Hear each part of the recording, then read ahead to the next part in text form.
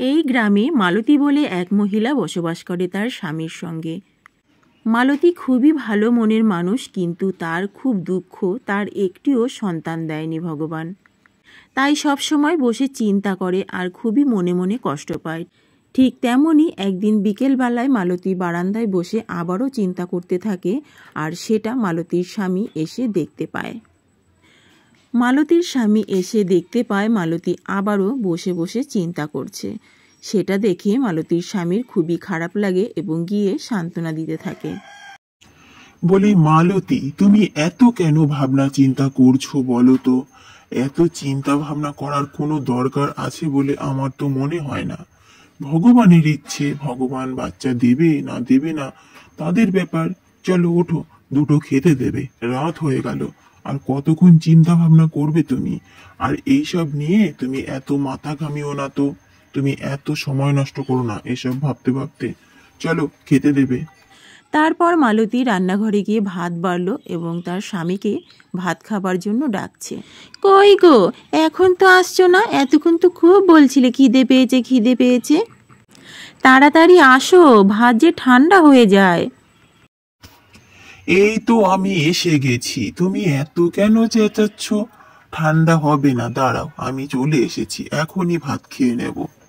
তারপর মালতী ও তার স্বামী দুজনে মিলে খেতে বসেছে। দুজনে মিলে গল্প করছে আর ভাত খাচ্ছে। শোনো মালতী, তোমাকে একটা কথা বলি, তুমি এত বাচ্চা নিয়ে ভাবনা চিন্তা করো না। ওটা আমাদের হাতে নেই, ওটা সম্পূর্ণ ভগবানের হাতে। ভগবান যদি চান সব ঠিক করে দেবেন, তুমি অত ভেবো না। ভাত খেয়ে মালতী ও তার স্বামী দুজনেই ঘুমোচ্ছে। মালতীর স্বামী অনেক পরিশ্রম করে, তাই ক্লান্তিতে অঘরে ঘুমোচ্ছে, আর মালতীও।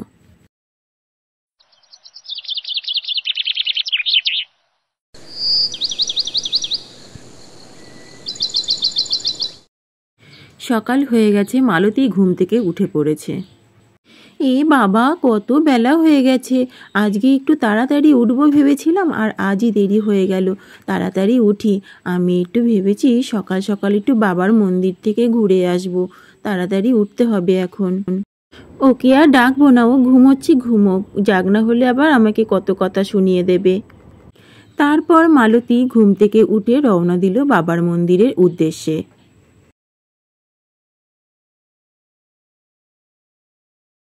হাঁটতে হাঁটতে মালতী চলে গেল বাবার মন্দিরে। সেখানে সুন্দর করে বাবার সামনে বসে বলতে লাগলো তার মনের দুঃখের কথা। হে ভোলানাথ, তুমি আমাকে সব দিয়েছ। তোমার আশীর্বাদে আমার কোনো অভাব নেই, সব আছে তোমার দেয়া। শুধু একটা জিনিসেরই বড্ড অভাব বাবা ভোলানাথ, তুমি আমাকে একটা সন্তান দাও। এই সন্তান ছাড়া যে আমার ঘরটা একদম শূন্য লাগে।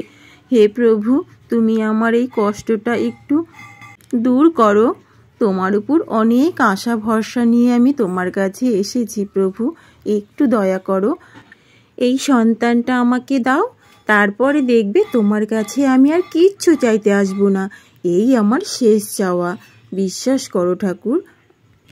এইরকমভাবে অনেক কাকুতি মিনতি করলো অনেকক্ষণ ধরে মালতী। তারপর মন্দির থেকে বেরিয়ে আসলো মালতী। তারপর হাঁটতে হাঁটতে নদীর ধারে চলে আসলো। এসে বেশ কিছুক্ষণ আকাশের দিকে তাকিয়ে আপন মনে একা একা চিন্তা করতে লাগলো, আর মুখে বিড়বিড় করে অনেক কিছু বলতে লাগলো। হে ঠাকুর, আমি কি এমন পাপ করেছি? তুমি আমাকে এত কেন কষ্ট দিচ্ছ? আমাকে একটা সন্তান দিলে তোমার কি ক্ষতি হতো? আমার তো আর ভালো লাগছে না। তারপর মালতী নদীতে নেমে পড়ল আর সাঁতার কাটতে লাগলো। একবার এদিক আর একবার ওদিক করে এরকম বারবার সাঁতার কাটতে লাগলো আপন মনে। হঠাৎ করে মালতীর কানে একটা বাচ্চার কান্নার আওয়াজ গেল। মালতী বুঝতে পারল এখানে ধারে কাছে একটা বাচ্চা কান্না করছে।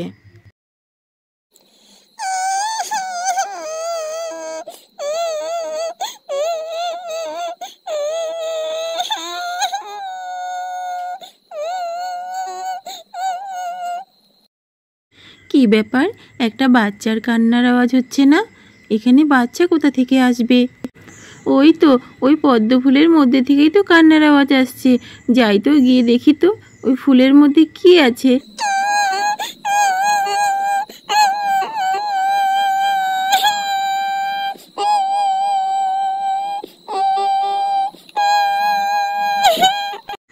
আরে, এ তো সত্যি সত্যি একটা বাচ্চা ফুলের মধ্যে। কোথা থেকে এলো এই বাচ্চাটা? কি সুন্দর দেখতে! কে ফেলে গেল এখানে? আর ফুলটাই বা কোথা থেকে এলো? এতক্ষণ তো এখানে ছিলই না। ধারে কাছে তো কাউকে দেখতে পাচ্ছি না। তাহলে এই বাচ্চাটা কে রেখে গেল? কি কান্না করছে বাচ্চাটা! কি সুন্দর দেখতে! কার এমন পাষাণ মন এই বাচ্চাটাকে ফেলে গেল? কি করব আমি এখন? তবে কি নিয়ে যাব? তারপর মালতী ধারে কাছে কাউকে দেখতে না পেয়ে বাচ্চাটাকে কোলে তুলে নিল আর বাড়ির দিকে রওনা দিল। তারপর মালতী মহাদেবের সঙ্গে মনে মনে অনেক কথা বলতে লাগলো, অনেক প্রশ্ন করতে লাগলো। হে ভোলানাথ, আমি এখন কি করব? এই বাচ্চাটাকে এই জলের মধ্যে কি করে রেখে যাব? আমি তো কাউকে দেখতে পাচ্ছি না, তাই আমি এই বাচ্চাটাকে নিয়ে যাচ্ছি। এই বলে মালতী জল থেকে উঠতে লাগলো। বাচ্চাটাকে বাড়িতে নিয়ে এসে বসিয়ে দিল আর বাচ্চাটির সঙ্গে অনেক গল্প করতে লাগলো মালতী। তখনই মালতীর স্বামী চলে আসে আর এসে হাজারো প্রশ্ন করে মালতীকে। তখন মালতী তার স্বামীকে সব কথা বুঝিয়ে বলে। তারপর বাচ্চাটি মালতীর স্বামীকে বাবা বাবা বলে জড়িয়ে ধরে আর মালতীর স্বামী সব কিছু মেনে নেয়। তারপর অনেক কমাস কেটে যায়, বাচ্চাটির কেউ কোনো খোঁজ খবর করে না। তখন মালতী ও তার স্বামী এই বাচ্চাটিকে ভোলানাথের আশীর্বাদ হিসাবে গ্রহণ করে নেয় আর বাচ্চাটি মালতীর কাছেই থেকে যায়। বাচ্চাটির একটা বিশেষ গুণ আছে।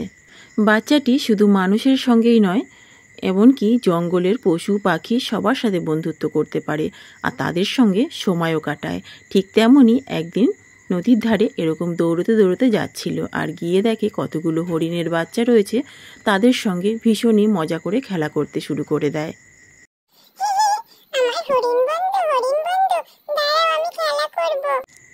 তারপর দৌড়ে হরিণের কাছে চলে আসলো আর এসে হরিণের সাথে অনেক গল্প করতে লাগলো।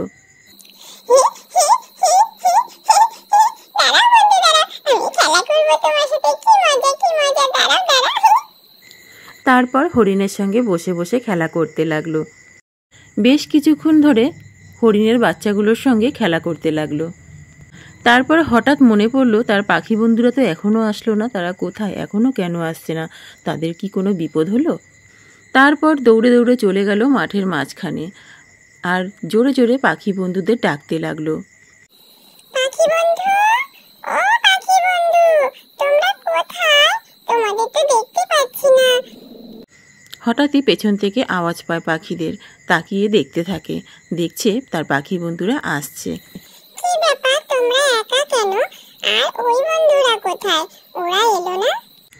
তারপর দৌড়ে দৌড়ে খেলা করতে লাগলো। আবার পাখিরা চলে গেল, সেটা দেখে আবার কান্না করতে লাগলো। তোমরা চলে গেলে কেন? খেলা করবে না আমার সঙ্গে? আমার সাথে খেলা করলো না, চলে গেল। তারপর এক ঝাঁক পাখি চলে আসলো, এসে কিচির মিচির করতে লাগলো।